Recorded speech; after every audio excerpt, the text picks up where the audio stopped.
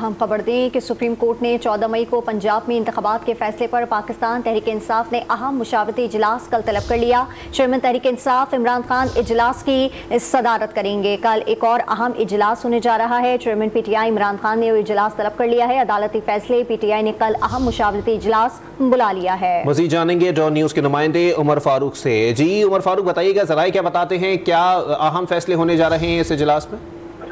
जी, supreme court का 14 मई को पंजाब में इंतखाबात के फैसले के बाद पाकिस्तान तहरीक इंसाफ ने अहम मुशावरती इजलास कल तलब कर लिया है। ये इजलास इमरान खान की ज़ेर सदारत होगा और ज़मान पार्क में होगा। तमाम तर मरकजी क़यादत इस इजलास में शिरकत करेगी। इजलास में आइंदा का सियासी लाहे अमल तय किया जाएगा। PTI ज़राए का कहना है कि इजलास में इंतखाबी मुहिम समेत दीगर मामला ज़ेर बहस आएंगे। आइंदा जलसों का क्या स्केड्यूल होगा और उसके हवाले से जो टिकटों की तकसीम है, जो इमरान खान ने इंटरव्यूज करने हैं, जो ऑलरेडी शॉर्ट लिस्ट हुए हुए हैं उम्मीदवार मुख्तलिफ सूबाई असम्बली की नशिस्तों पर, उनके इंटरव्यूज का सिलसिला शुरू किया जाएगा। इस हवाले से चूंकि आज ज्यादातर मरकजी क़यादत जो है वो इस्लामाबाद में है, इसलिए कल जो है वो इस इजलास को लाहौर में रखा गया है। जी ठीक है, बहुत शुक्रिया उमर फारूक अपडेट करने के लिए।